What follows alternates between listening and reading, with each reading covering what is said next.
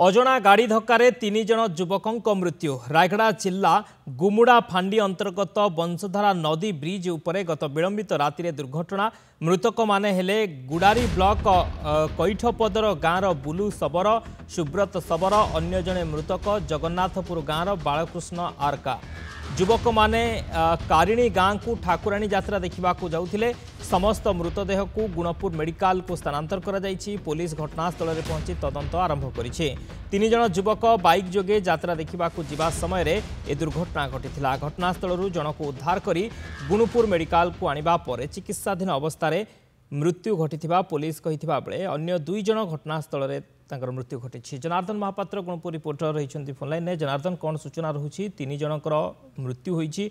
वर्तमान जना पड़लानी कि को गाड़ी धक्का एमानकर मृत्यु होइछि? देखु गतकाली विलंबित रात्रि समय गुमुड़ा ब्रिज वंशधारा नदीर ब्रिज उपरे गोटे मर्मंतर सड़क दुर्घटना तीन जन जीवन जाइए। तो जड़े गोटे बाइक रे कारिणी ग्राम को यात्रा देखा जाते ठाकुराणी यात्रा देखा जा समय ब्रिज रे दुर्घटना शिकार होते। तो तीन जन युवक रही गुडारी थाना अंतर्गत कैठपदर ग्राम दुई जन और अन्य जन रही गुडारी थाना अंतर्गत जगन्नाथपुर ग्राम। तो यही तीन जन युवक गोटे बाइक जाऊले जीवा समय कौन अजणा गाड़ी धक्का मृत्यु घटी। तो घटनास्थल जड़े जेहेतु गुरुतर रही गुणपुर मेडिकल को अणा जाता सेठारे गुणपुर मेडिकल चिकित्साधीन अवस्था मृत्यु घटी। तो अन्यपटे अन्य दुई जनकर घटनास्थल में मृत्यु घटी पद्मपुर गोष्ठी स्वास्थ्य केन्द्र को पठा जाए मृत्यु घोषणा होती।